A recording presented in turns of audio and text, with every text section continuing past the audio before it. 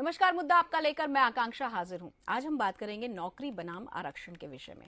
संविधान की रचना में महत्वपूर्ण भूमिका निभाने वाले डॉक्टर भीमराव अंबेडकर की आज जयंती है और समाज के वंचित वर्ग को सम्मान दिलाने की दिशा में उनकी महती भूमिका रही है। उनके ही प्रयास से संविधान में आरक्षण की अस्थायी व्यवस्था की गई थी, मगर दुर्भाग्य से आरक्षण वोट बैंक का माध्यम बना और इसका खामियाजा भुगतना पड़ा हमारे सारे लोगों को।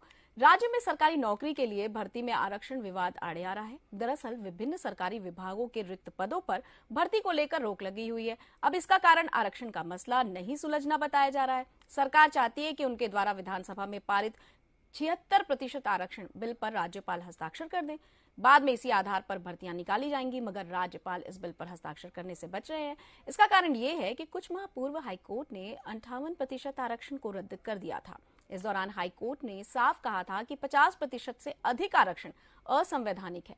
सरकारी नौकरियों पर रोक के कारण शिक्षित बेरोजगारों की आशाएं निराशा में बदल रही हैं। उनमें कुछ को तो उम्र की सीमा समाप्त होने का डर सता आ रहा है। इसे लेकर युवाओं में आक्रोश है। तो इससे पहले कि आज हम चर्चा करें, उससे पहले जान लेते हैं कि छत्तीसगढ़ के युवा क्या कह रहे हैं। सरकार जो है छत्तीसगढ़ में जो बिल्कुल स्वतंत्र थी, स्वच्छ थी, उसे अब बिगाड़ने की प्रयास किए जा रहे हैं। आरक्षण के नाम से, जातिवाद के नाम से। यहाँ पे समस्त जो आए हैं छत्तीसगढ़ से, सभी शिक्षित वर्ग से हैं, सभी अच्छे एजुकेटेड हैं। इनमें हम लोगों में किसी भी प्रकार से भेदभाव नहीं है। हम चाहते हैं कि जो सरकार जो माननीय न्यायालय के आदेश अनुसार 50% में जो भर्ती हो रही है, उसी के आधार पर यहाँ भर्ती होनी चाहिए और हो करके रहेगी। हम समस्त युवाओं की एक ही मांग है कि जितनी जल्द से जल्द हो सरकार को नोटिस जारी करनी पड़ेगी और भर्ती लेनी पड़ेगी। जब हाई कोर्ट 50% आरक्षण से ले रही है तो सरकार किस मुंह से बोल रही है कि 76% से लेंगे करके। तो मेरी ये मांग है कि जब जो कोर्ट है, सर्वोच्च है, जो जिन्होंने 50% से आरक्षण अभी चालू कर दिया है और ले रहा है, विगत 5 महीने से ले रहा है और हमें सरकार भरमा रहा है कि आरक्षण नहीं है, 58% से लेंगे, 76% से ले रहे हैं। जब हाई कोर्ट अपने आदेश में 50% से ले रहा है तो मेरा मांग है कि सभी भर्ती को 50% आरक्षण से ले। अभी एग्जाम दिला के बैठे हुए हैं, उसको आरक्षण के नाम पर भटकाने की कोशिश कर रहे हैं। साथ ही साथ चुनाव जब भी आता है तो वो लोग चाहते हैं, चुनाव के आगे एक बात कहते हैं आचार संहिता लग गया, तो वो कितना इंतजार करेंगे युवा साथी लोग, उनकी उम्र निकल जाती है। हम चाहते हैं जो भी भर्ती है जल्दी निकाले और 1 महीने के अंतर्गत उसको भर्ती करना होगा। 2019 में 14,580 पदों पर भर्ती लिया था, जो कि आज तक वो भर्ती पूरी नहीं हुई है। उसमें एक अंतिम सूची आने वाली है जिसमें डीपीआई का ये कहना है कि हम आरक्षण की वजह से उस सूची को जारी नहीं कर पा रहे हैं और उसी वजह से नई भर्ती भी रुकी हुई। तो हमारा मांग ये है कि वो 8वीं सूची, अंतिम सूची तो 14,580 शिक्षक भर्ती का जारी करे और उस भर्ती को पूरी करके पुनः नए भर्ती का नोटिफिकेशन जारी करें। इस भर्ती में बहुत से कैंडिडेट ऐसे जो डीवी कराकर बैठेंगे। ये तो वो पक्ष था जो कि युवाओं ने हमारे सामने रखा, लेकिन क्या दिक्कतें हैं इस पूरे मामले में, इसी विषय पर आज हम बात करेंगे। और इस विषय पर बात करने के लिए बतौर मेहमान हमारे साथ दिल्ली से जुड़ रहे हैं मोहम्मद फैज खान, जो कि सामाजिक कार्यकर्ता हैं। हमारे साथ वरिष्ठ अधिवक्ता डॉक्टर देवा देवांगन जुड़ रहे हैं, जो कि इसके कानूनी पक्ष पर प्रकाश डालेंगे। साथ ही जुड़ रही हैं सहायक प्राध्यापिका देविका परमार। आप तीनों का बहुत बहुत स्वागत, नमस्कार। सबसे पहला सवाल फैज जी आपसे जानना चाहेंगे कि आरक्षण को लेकर इतनी बात हो रही है और युवाओं में आक्रोश दिख रहा है, लेकिन जब हम आरक्षण की बात करते हैं तो आरक्षण की आवश्यकता है या नहीं, इस पर आपका क्या मत है? जी नमस्कार आकांक्षा जी, आशा करता हूं कि अगले 2-3 मिनट धैर्य से आप मुझे सुनेंगी। जी देखिए, सबसे पहली बात तो आरक्षण कुछ समय के लिए लागू किया गया था, 10 वर्ष के लिए जी, और फिर दुर्भाग्य से उसे नहीं बढ़ाया गया, बल्कि वंचित वर्ग को जो अधिकार, जो सामाजिक सम्मान, जो सामाजिक बराबरी मिलनी चाहिए थी वो मिल नहीं पाई। इसलिए 10-10 वर्षों के लिए उसे और बढ़ाया गया और अभी भी उनको जो न्याय मिलना चाहिए वंचित वर्गों को वो नहीं मिला है। आरक्षण का तो मैं इस मामले में समर्थन करता हूँ जी। अब देखिए, कोर्ट का ये आदेश है कि 50% तक ही आरक्षण दिया जाए, यानी कि SC, ST, OBC, महिला और जितने भी प्रकार के आरक्षण मिलाकर 50% से अधिक नहीं होने चाहिए।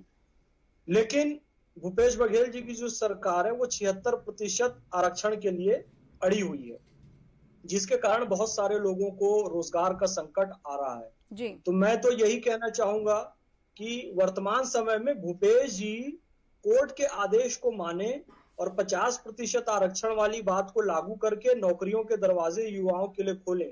यद्यपि मैं व्यक्तिगत रूप से इस बात को मानता हूं कि देश में SC, ST, OBC की जो संख्या है वो 85% है, लगभग 15% सामान्य वर्ग है। तो कायदे से तो आरक्षण 85% होना चाहिए, पर ये एक आइडियल बात है। लेकिन व्यवहारिक बात जो है, जो कोर्ट ने भी मानी है कि 50% आरक्षण है और 50% आरक्षण दिया जाए, इस चीज को गवर्नर भी चाह रहे हैं, इस चीज को भूपेश जी को भी समझना चाहिए, क्योंकि बात कोर्ट भी चाह रहा है कि 50% आरक्षण के दायरे में ही इन नौकरियों को आगे बढ़ाया जाए और दलित वंचित समुदायों को उनका अधिकार इस तरीके से मिले। तो मैं आरक्षण के समर्थन में हूं और आज बाबा साहब अंबेडकर की जयंती भी है। उनके सपनों का एक भारत था कि किसी को भी जाति समुदाय के नाम पर शिक्षा से या नौकरी से वंचित नहीं किया जाए, किसी को भी अछूत या अस्पृश्य ना माना जाए। जब तक समाज इस लक्ष्य को नहीं पा लेता, हर एक वंचित को उसका अधिकार नहीं मिल जाता, तब तक आरक्षण व्यवस्था लागू रहनी चाहिए। मेरा ये मानना है आकांक्षा जी। फैज जी, आपकी तरफ फिर से रुख करेंगे। देविका जी, आपसे जानना चाहेंगे आपका क्या मत है इसे लेकर। अगर हम छत्तीसगढ़ की बात करें तो हमारे छत्तीसगढ़ में OBC, ST, SC का मतलब शिक्षा और रोजगार के क्षेत्र में इनके आरक्षण की दर बढ़ती ही जा रही है। और अगर अभी की बात करें तो छत्तीसगढ़ में पिछड़े वर्ग यानी OBC को 14% आरक्षण प्राप्त है और ST, SC को 12% और अनुसूचित जातियों को 30%। केंद्र का नेतृत्व कांग्रेस का नेतृत्व करने वाली केंद्र सरकार ने इस प्रतिशत को और बढ़ाने की बात की है। और पिछले दिनों सुप्रीम कोर्ट ने मतलब उन्होंने EWF रिपोर्ट के अकॉर्डिंग बोला है कि जो 10 मतलब कमजोर आर्थिक रूप से कमजोर वर्ग है उन्हें 10% तक आरक्षण बढ़ाकर देने की व्यवस्था की जाएगी। लेकिन ये गलत है, क्योंकि आरक्षण आज गुलामी का ही दूसरा नाम बनता जा रहा है। इसलिए क्योंकि केंद्र और राज्य सभी जगह लाखों रिक्त पद हैं, लेकिन उसे भरने के प्रयास नहीं किए जा रहे हैं। सिर्फ आरक्षण के नाम पर सरकारी नौकरियां ही नहीं होंगी तो आरक्षण किस बात का रहेगा। और आरक्षण के मतलब राजनीतिक शक्तियों के अभाव में आज युवाओं में आक्रोश पैदा होता जा रहा है। जिनके पास शक्तियां है वो उस चीज का फायदा उठा के सरकारी नौकरी प्राप्त कर लेते, पर जिनके पास नहीं है वो उस चीज के लिए अभी भी प्रयास कर ही रहे हैं। और इस चक्कर में उनकी जो उम्र है वो निकलती जा रही है, क्योंकि वो पढ़ाई भी कर रहे हैं और उसके बाद भी उन्हें सही अवसर नहीं मिल पा रहा है। तो इस चीज की वजह से वो पिछड़ते मतलब उनकी आयु भी निकलती जा रही है और समय भी गंवाते जा रहे हैं। अगर हम सरकारी या शिक्षा या रोजगार के क्षेत्र में देखें तो सरकारी नौकरी का जो क्षेत्र है वो सिकुड़ता जा रहा है। इसलिए क्योंकि केंद्र और राज्य सरकार में भर्तियों के लिए विज्ञापन तो दिए जाते, पर अगर हम ध्यान से देखें तो इस क्षेत्र में विज्ञापन जिस हिसाब से दिए जाते उस हिसाब से उन पदों को भरने का प्रयास नहीं किया जाता है। दिखाया तो जाता है कि भर्तियां की जा रही हैं, पर कभी पेपर नहीं हो रहा है, कभी आचार संहिता लागू हो जा रही चुनाव की वजह से, और कभी पेपर हो रहा है तो परिणाम नहीं आ रहा है। इसके अलावा पेपर लीक हो जाने के कारण कुछ समय के लिए उसे रद्द कर दिया जाता है, आवश्यक कारणों से परीक्षाओं को रद्द कर दिया जाता है और कहीं परिणाम आ जाते हैं तो ज्वाइनिंग नहीं हो पाती है। तो ये सारे केस भी कोर्ट में देखने को मिल ही रहे हैं और इन सब चीज़ों की वजह से युवाओं की उम्र भी निकलती जा रही है, जो आज के समय में सबसे बड़ी मतलब समस्या हम कह सकते हैं। जी बिल्कुल। देवांगन जी यहाँ पर हैं। डॉक्टर देवा जी, आपसे जानना चाहेंगे कानूनी पक्ष क्या कहता है, क्योंकि सुप्रीम कोर्ट का जो आदेश है वो तो जारी हो गया है, लेकिन उसके बावजूद जब पद नहीं निकलते हैं तो ऐसे में युवाओं का आक्रोश हमें देखने को मिलता है। इसमें जो राज्य सरकार के पास भी कुछ जो अधिकार सुरक्षित हैं उसमें क्या किया जा सकता है? देखिए, भारत के संविधान में प्रत्येक व्यक्ति को आरक्षण के लिए मौलिक अधिकार दिया गया है। भारत के संविधान के अनुच्छेद 16 को आप देखेंगे, उसमें लोक नियोजन के विषय में अवसर की समता दिया गया है जी। यदि भर्ती प्रक्रिया में यदि किसी भी प्रकार से विलंब होता है, तब ऐसी स्थिति में जो समता के अधिकार है, लोक नियोजन के विषय में अवसर की समता के अधिकार अनुच्छेद 16(1) का उल्लंघन माना जाता है, क्योंकि इसमें जो योग्य व्यक्ति है वो पिछड़ जाते हैं, उनको उसका लाभ नहीं मिल पाता है। यही इसलिए भर्ती की प्रक्रिया में किसी भी प्रकार से उल्लंघन विलंब के प्रति नहीं होना चाहिए, नंबर 1। दूसरा चीज है, यदि कोई भी सरकार, चाहे सेंट्रल गवर्नमेंट हो चाहे स्टेट गवर्नमेंट हो, यदि भर्ती प्रक्रिया में अपना कोई निर्धारण करता है, जैसे परीक्षा लेता है और परीक्षा लेने के बाद उस पद के लिए कुछ योग्यता जारी करता है, तो इससे अवसर की समता के प्रति अतिक्रमण नहीं हो सकती, ये उनका पावर है, ये प्रदान किया गया है। इस अवस्था का, इस रुचि का मतलब इसका लाभ लेते हुए ही जो संविधान ने, भारत के संविधान ने, बाबा अम्बेडकर साहब ने हमको जो दिए हैं, इसके अंतर्गत सरकार कार्य करती है। और यदि इस पर किसी भी प्रकार से उल्लंघन नहीं होनी चाहिए और प्रत्येक व्यक्ति को आरक्षण का लाभ जो उसके योग्य हैं उसको अवसर प्रदान करते हैं। जी, फैज जी की तरफ रुक करते हैं। फैज जी, आपसे जानना चाहेंगे, युवाओं ने प्रदर्शन किया इस अतिरिक्त पद की जो भर्ती के लिए, रिक्त पदों की भर्ती नहीं हो रही है इसे लेकर, और उन पर लाठीचार्ज भी हुआ। तो एक तो ये प्रदर्शन क्या करना उचित था, पहला सवाल ये, और दूसरी बात जो उन पर लाठियां बरसाई गई, क्या ये उचित था? दोनों पर आपका मत। देखिए, मेरा ये मानना है कि रिक्त पदों की भर्तियां अविलंब होनी चाहिए। जैसे इसके पूर्व भी वक्ताओं ने कहा है कि युवाओं की उम्र भी निकलती जा रही है और उनके अवसर भी जाते जा रहे हैं, तो इन रिक्त पदों की भर्ती अविलंब होनी चाहिए।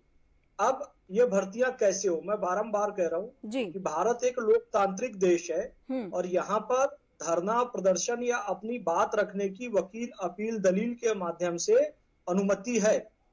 अनुच्छेद 19 में विचार एवं अभिव्यक्ति की स्वतंत्रता है, किंतु ना तो युवाओं को, प्रदर्शनकारियों को ऐसा प्रदर्शन करना चाहिए जिससे सरकारी संपत्ति का नुकसान हो। इसकी इजाजत देश का कानून नहीं देता है और मैं भी नहीं देता व्यक्तिगत रूप से। आप मुझे पूछे तो हिंसक प्रदर्शनों का मैं समर्थन नहीं करता हूँ, लेकिन प्रदर्शन जो हुए उसमें सरकार ने जिस तरीके से हिंसा का प्रयोग किया, लाठीचार्ज का प्रयोग किया, ये निश्चित रूप से निंदनीय है। क्योंकि युवा साथी पहले बेरोजगारी से त्रस्त हैं, सही समय पर उनको प्रमोशन नहीं मिल रहा है। जैसा कि सहायक प्राध्यापिका महोदय ने भी कहा कि भर्तियां निकलती है तो फिर उसकी डेट एक्सटेंड हो जाती है, डेट पे एग्जाम होते हैं, फिर एक्सटेंडेड डेट पे एग्जाम होने के बाद फिर रिजल्ट आने पे विलंब होता है, 2 साल तक रिजल्ट अटका रहता है।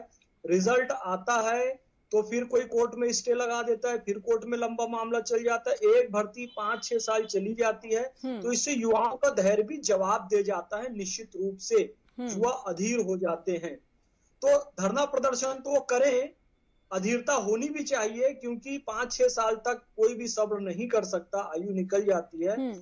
और सरकार को एक मार्ग बनाना चाहिए जिससे कि युवा या प्रदर्शनकारी सरकार तक पहुंच सके, अपनी बात रख सके, ना कि पुलिस के द्वारा लाठीचार्ज करवा के, बैरिकेड लगवा के या फिर रास्ता रोककर उनको रोक देना चाहिए, जिससे कि वो और अधिक उन पर प्रेशर बनता है और फिर वो और अधिक हिंसक कार्रवाई की ओर प्रेरित होते हैं। पुनः कोई भी युवा हिंसक कार्रवाई ना करे, सरकार लाठीचार्ज ना करके उनकी बात को मुख्यमंत्री भूपेश बघेल जी अपने घर में बुलाकर उनकी बात को धैर्य पूर्वक सुने और उनका निराकरण अविलंब करें। चुनाव आ रहे हैं, ठीक है, बहुत सारी राजनीतिक मजबूरियां भी होती है, पर राजनीति से दरकिनार आप प्रदेश के मुख्यमंत्री हैं, माननीय मुख्यमंत्री हैं, और आप अविलंब इस समस्या का समाधान निकालें, ऐसी मेरी विनती है माननीय मुख्यमंत्री भूपेश बघेल जी से। जी, डॉक्टर देवांगन, आपसे अगला सवाल ये है कि क्या आरक्षण विवाद सुलझने तक 50% आरक्षण पर रिक्त पदों पर भर्तियां की जा सकती हैं?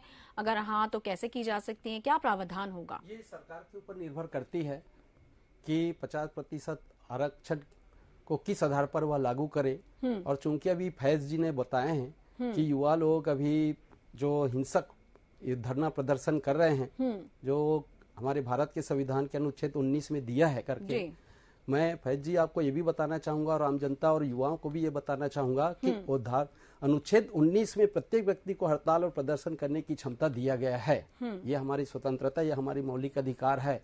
लेकिन अनुच्छेद 19(2) यह कहती है कि यदि कोई धरना प्रदर्शन से यदि हिंसक हो या शांति भंग होने की संभावना हो तो प्रशासन को अधिकार दिया गया है कि किसी भी तरीका से वह उस प्रदर्शन ना हो, शांति भंग ना हो करके उस हड़ताल प्रदर्शन को रोकने का उनको अधिकार दिया गया है, जिसका पालन अभी पुलिस वाले ने कुछ दिनों पहले किए थे, ताकि किसी प्रकार से जनता के बीच में हिंसक प्रदर्शन और शांति भंग होने की संभावना न हो, किसी को क्षति न हो, शारीरिक क्षति न हो। वही युवाओं को यदि प्रदर्शन के दौरान किसी भी प्रकार से क्षति यदि होता है, शारीरिक क्षति होता है, तो उसकी जिम्मेदारी किसके ऊपर होगी? सब प्रशासन के ऊपर होंगे। लेकिन जिस व्यक्ति को यदि पीड़ित को जो व्यक्ति पीड़ित होंगे उसके ऊपर क्या गुजरेगी, उसके परिवार के ऊपर क्या गुजरेगी, ये प्रशासन की भी सोच रहती है।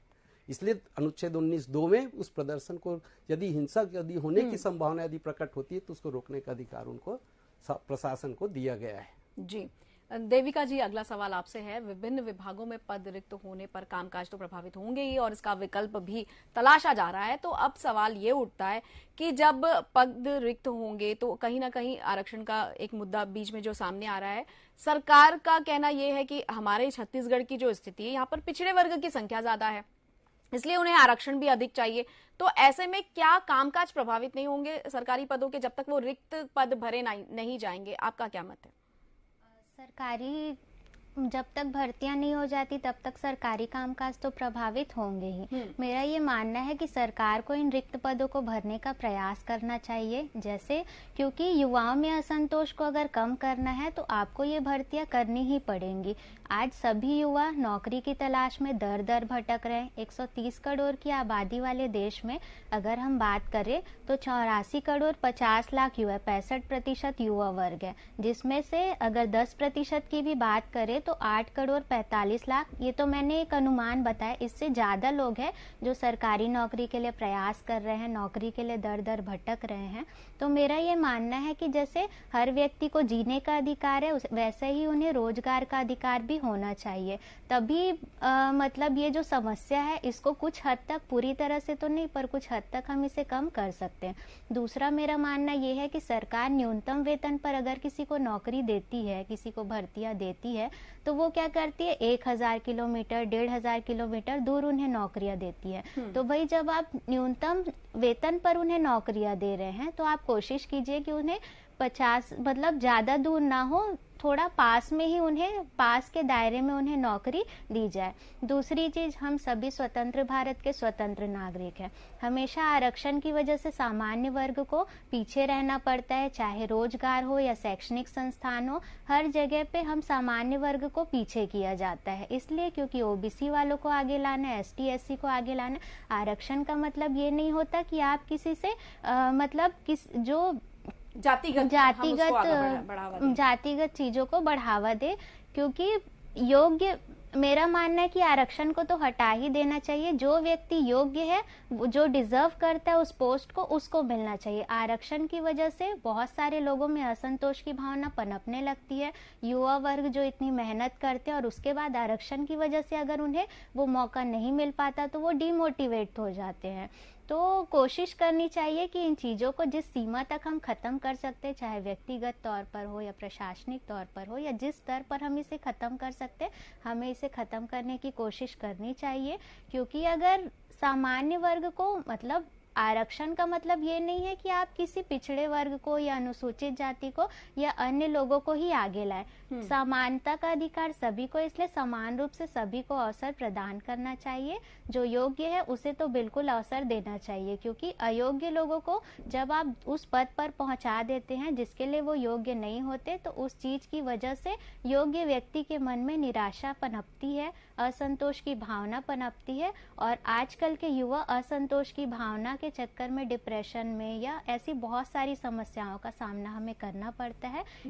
इसका मेन कारण आरक्षण ही है। जी बहुत बहुत धन्यवाद अपने विचार रखने के लिए। और अब चलते चलते 30 सेकंड में हम चाहेंगे फैज जी आप अपना फाइनल जो व्यू है वो जरूर रख दीजिए। ये राहत की बात है कि राज्य में बेरोजगारी दर कम हुई है।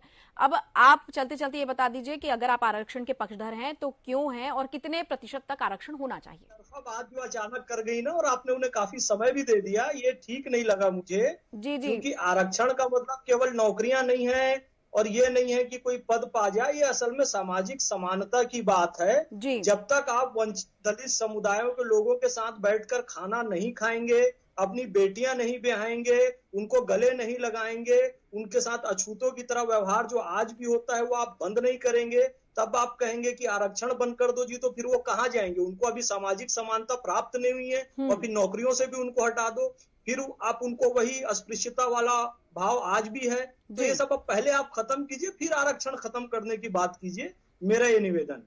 जी, आप सभी मेहमानों का बहुत बहुत धन्यवाद अपना मत रखने के लिए।